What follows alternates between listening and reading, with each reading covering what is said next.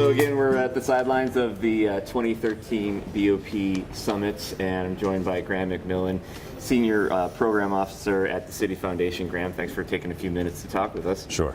For those who don't know, what is the Citi Foundation? What is its mission and goals? The Citi Foundation is the corporate foundation for Citigroup, the large multinational financial services company. We are focused on driving financial inclusion and economic development in the countries in which Citi operates. And you just were on a panel about the funders of social enterprises and BoP businesses. Track for us, you've been in a social enterprise yourself. You're now obviously on the funding side, and you're looking at these deals and these partnerships.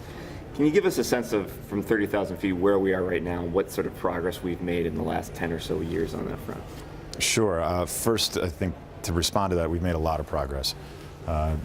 For those that have been in this space over a period of time, it's increasingly evident to me that, as I made in my remarks, there's been a shift when C.K. Prahalad wrote in his book, Fortune at the Bottom of the Pyramid, that hypothesis that the 4 billion people living on $4 a day or less present a huge opportunity, both from a business standpoint, but also from an impact standpoint.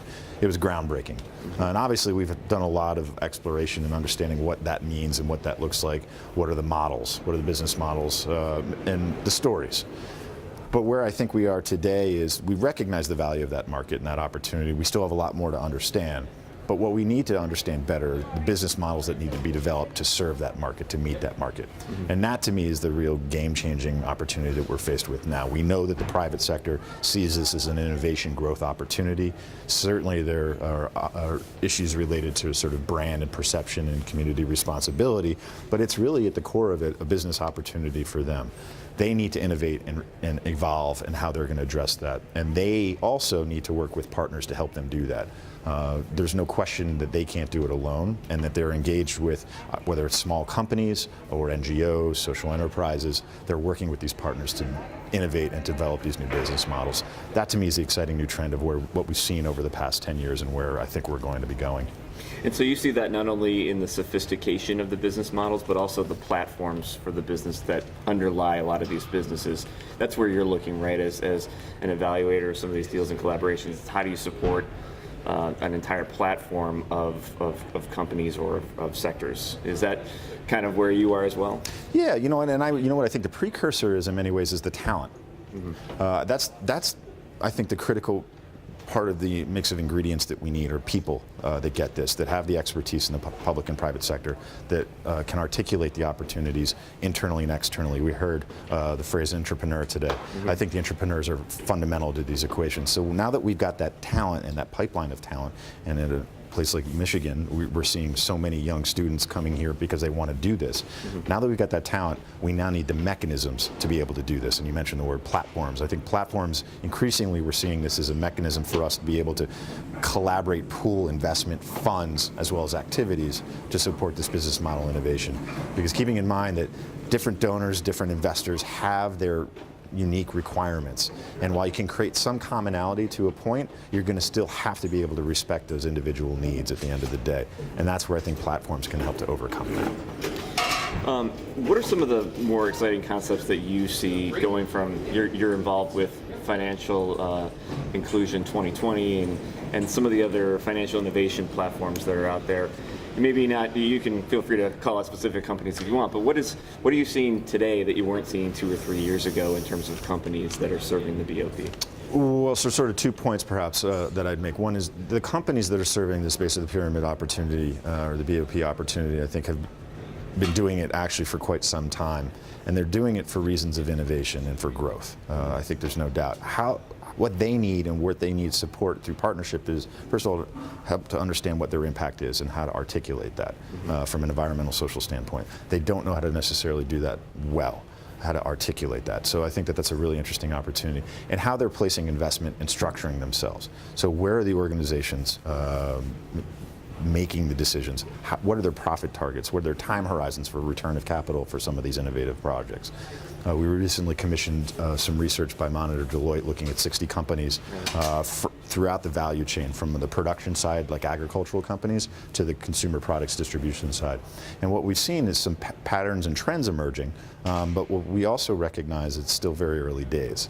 So while we can start to identify what consumer products companies are doing to address these new opportunities, and there is some similarity and some commonality, there are some differences. But at the end of the day, the key message that we know is it's early. They absolutely require partnerships to do these activities, and they need to better understand the impact that they're having in the community.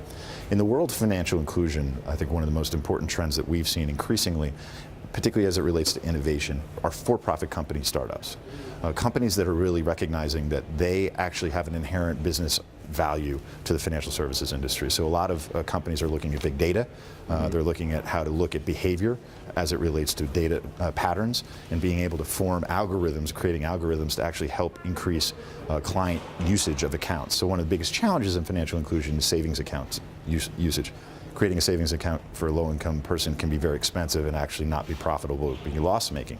But if you're able to develop a messaging mechanism to help inform the client why they should be continuing to put money in their savings account, you actually are helping to benefit the bank, and you're helping to benefit the client. And more companies are structuring themselves as for-profits to actually develop that solution. That's really exciting. And I think on the investment side, there's a better ecosystem of investors to support that than philanthropy. So that's, I think, the most exciting trend that we're seeing in financial inclusion beyond the sort of meta-level financial inclusion 2020 objectives, which we mentioned. Yeah, and talking about establishing, there's many companies out there that are helping people establish financial identities for the first time in their lives, going from the informal economy to the formal economy, and the power that that can bring for incomes. Sure. And one of the things we look on NextBillion Financial Innovation is we're obviously talking here about international markets, but there's a lot going on domestically in the United States. Sure. And these things can be exported back and forth with one another, right? Yeah, and actually really exciting next week in London at the Financial Inclusion 2020 Global Forum. One would presume that financial inclusion, as you said, is really an issue for other countries, international markets, frontier markets. It's an issue right here at home, just down the road in Detroit, or where I live in New York City. There is going to be a panel actually about what the UK is doing, what the United States is doing as it relates to financial inclusion and the challenges that they're facing. Because increasingly what people are starting to do is they're starting to debank themselves.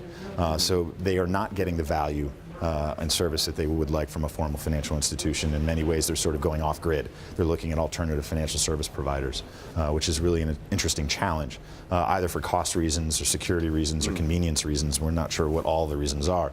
And kind of a disturbing trend. Yeah, well, and I don't know if it's disturbing. I mean, it could be for banks, but I think it requires banks to be innovative and to adapt. And I think banks are, not all necessarily, but I know that what it's doing is indicating that the model that's existed previously, the bricks and mortar retail branch, may not meet the needs of many of the populations that live in the United States anymore.